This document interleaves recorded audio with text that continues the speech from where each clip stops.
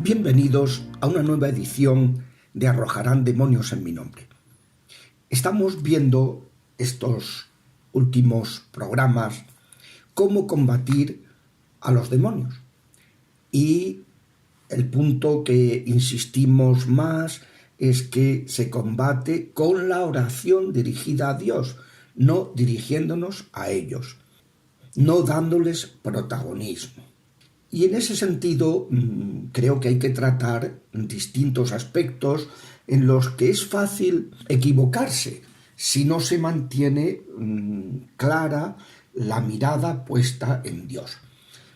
Lo primero es que no debemos permitir que los demonios perturben la oración de liberación, chillando, vejando al paciente.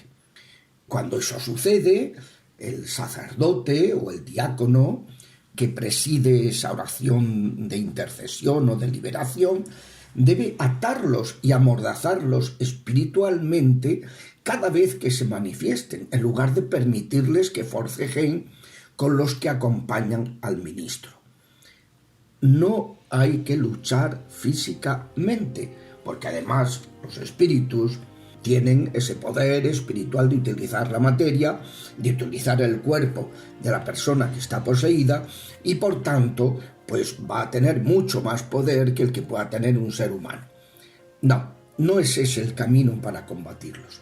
La potestad espiritual de atarlos, de hacerles callar, de prohibirles que vejen a la persona, es la potestad que le dijo, que nos dejó el Señor en la Iglesia, de atarlos cuando nos dijo: todo lo que atéis en la tierra quedará atado en los cielos, y todo lo que desatéis en la tierra quedará desatado en los cielos. Estamos hablando del capítulo eclesiológico, es decir, de la vida de las comunidades cristianas del Evangelio de Mateo, capítulo 18, donde va explicando cómo tienen que tratarse los miembros de la comunidad cristiana, cómo corregirse, cómo perdonar, cómo ir detrás de la oveja perdida, y también donde se habla de ese poder de atar y desatar, que en el capítulo 16 Mateo ha explicado que Cristo se lo dio a Pedro y luego que se lo da a todos los apóstoles. Es importante, por tanto, como primera providencia cuando se va a hacer una oración, atar a los espíritus, atarlos. Decía Jesús: ¿cómo podrá uno entrar en casa de un hombre fuerte y llevarse su ajuar si no ata primero al fuerte? Está hablando, es el capítulo 12 de Mateo. Y cuando no se tiene en cuenta ese poder que tiene el sacerdote, es muy fácil caer en un error que tiene muy nefastas consecuencias para el ministro, que es el fisicismo.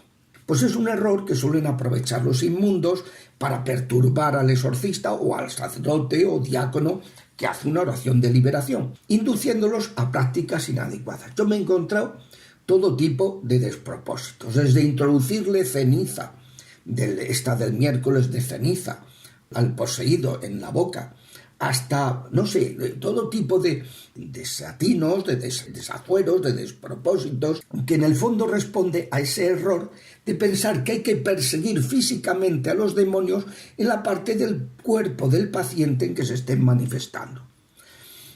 Es cierto que la manifestación nos da una pista, qué tipo de atadura puede haber o qué tipo de demonio está produciéndola. Si una persona, por ejemplo, siente dolor en la nuca, pues ya se sabe que son espíritus de muerte.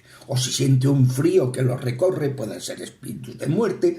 Puede ser que haya algún alma muerta que afecta a esa persona y cuya presencia le produce ese frío. Si la manifestación se produce en el estómago, en la cabeza, suelen ser cosas de Satanás y de sus legiones, y así sucesivamente. Es decir, que según la manifestación, pues también se muestra qué tipo de demonio está ahí perturbando, y hay que tenerlo en cuenta. Pero hay que saber que el remedio no se obtiene con el contacto físico. Basta con a distancia poner la Santa Cruz, basta con el poder de la palabra sacerdotal, que es como se combate, porque es Cristo Cristo es la palabra de Dios y Cristo hacía las cosas con su palabra. Y el sacerdote tiene ese poder de la palabra de Cristo.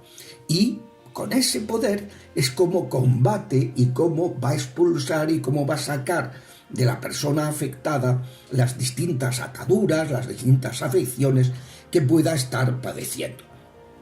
Yo esto lo aprendí en una ocasión en que recibí la llamada de la madre de un paciente que había atendido por primera vez la semana anterior y que es un chico que había estado siendo tratado durante un tiempo por otro exorcista con experiencia. Entonces lo había transferido al exorcista que le correspondía, que en ese caso era yo, y entonces pues me vino y empecé a rezarle.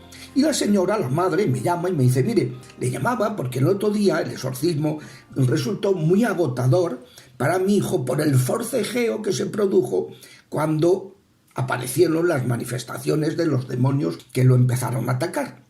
Entonces, pues yo le respondí, claro, es que no queríamos que pudieran lesionarlo y por eso lo sujetamos. Y dice, precisamente por eso le llamo. Pues quería comentarle, por si le sirve, que con el anterior sacerdote, cuando hacía los exorcismos y los demonios se ponían violentos, el exorcista que lo atendía no pedía a los acompañantes que se pusieran a bregar con los diablos, sino que él mismo los ataba espiritualmente con su palabra, mandándoselo en el nombre de Jesús. Y en consecuencia, pues no se producía esto que pasó la vez anterior. Es algo que hay que tenerlo súper claro. Es un combate de oración y se combate con el poder sacerdotal, no con la fuerza física. Y por tanto, pues no cayendo en esos errores que pueden llevar a mucho tipo de despropósitos y que los enemigos, los diablos, pues ataquen pues con eso, con ira, haciendo daño a la persona, con ataques de lujuria, en fin. Que no. El combate es un combate oracional, en que nos dirigimos a Dios. Y tampoco hay que conceder protagonismo a los demonios dialogando con ellos fuera de lo que establecen los rituales. Este es un punto fundamental, porque hay sacerdotes que se ponen a hablar con los demonios y no se debe hacer eso. El nuevo ritual no orienta mucho sobre este punto, aunque advierte sobre que los demonios son muy mentirosos.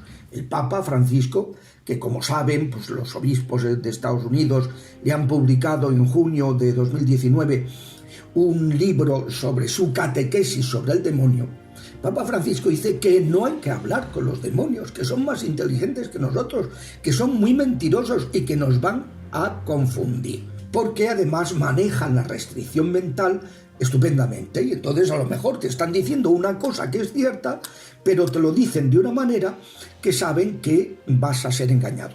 Recordemos lo que hacían en los tiempos de Jesús. Decían, sabemos que eres el Cristo, el Mesías, y Jesús les mandaba callar. ¿Y por qué? Porque en ese momento mucha gente pensaba en un mesianismo de tipo político, de un libertador del poder del Imperio Romano, y no el tipo de mesianismo de venir a liberarnos del pecado y de sus consecuencias, que era lo que había venido nuestro Salvador, el Hijo de Dios. Y por eso ellos, diciendo una verdad, conseguían una mentira.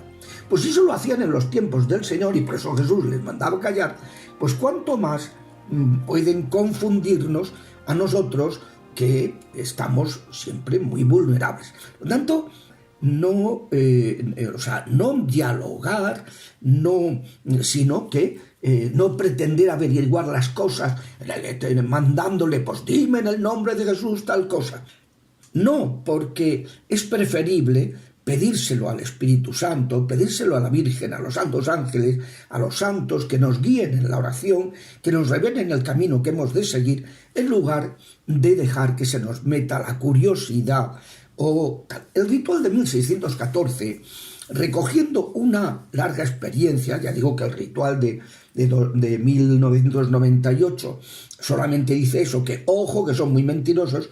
El de 1614 habla de esa condición manipuladora de los demonios pero sí indica que en ocasiones, como signo de sometimiento, se les puede obligar en el nombre de Jesús a que digan, pero solo lo siguiente: cuántos son, sus nombres, cómo han entrado, cuándo han entrado y si existe algún objeto o maleficio que los esté reteniendo en ese cuerpo.